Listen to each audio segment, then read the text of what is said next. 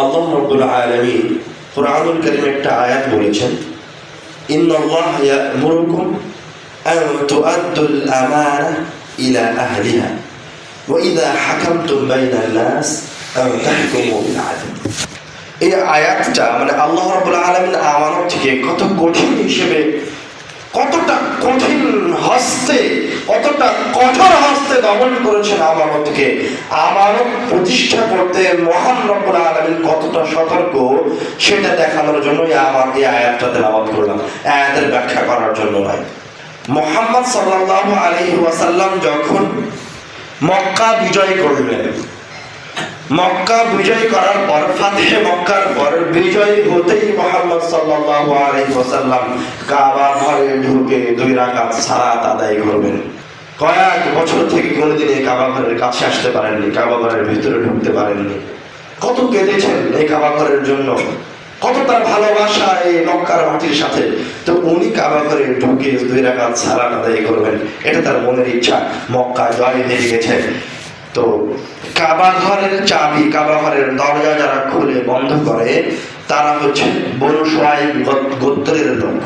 শত শত বছর থেকে, হাজার হাজার বছর থেকে বনু শুআইব গোত্রের লোকেরা বংশ পরম্পরায় কাবা ঘরের চাবি বহন করে। ওরা কাবা ঘরের দরজা খুলে, ওরা কাবা ঘরের দরজা বন্ধ করে। কিন্তু যখন মুসলমানরা কাবা ঘর জয় করলো, মক্কা জয় করলো, তখন রাসূলুল্লাহ সাল্লাল্লাহু আলাইহি ওয়াসাল্লাম কাবা ঘরের চাবিটা বনু শুআইব গোত্রের ওসমান বিন আবু তালহার কাছ থেকে নিয়ে নিলেন।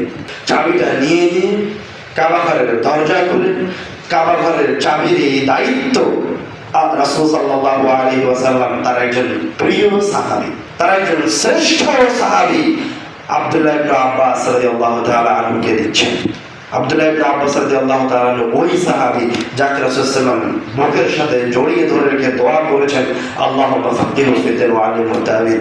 ইবনে আব্বাস রাদিয়াল্লাহু তাআলা ওই সাহাবী যিনি মুফাসসিরিনদের মাঝে সর্বশ্রেষ্ঠ মুফাসসির।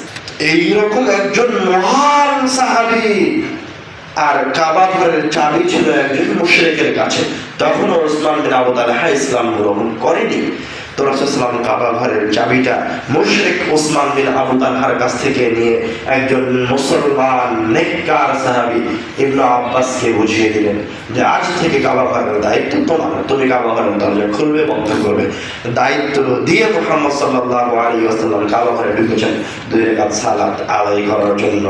কাবা ঘরে ঢুকতেই, দায়িত্ব অর্পণ করতে কাবা ঘরে দিয়ে, কাবা ঘরে ঢুকতেই আল্লাহ রাব্বুল আলামিনের পক্ষ থেকে ওই অবতীর্ণ হয়েছে মুহাম্মদ সাল্লাল্লাহু আলাইহি ওয়াসাল্লামের উপরে, ইন্নাল্লাহা ইয়া'মুরুকুম আন তু'আদ্দুল আমানা ইলা আহলিহা।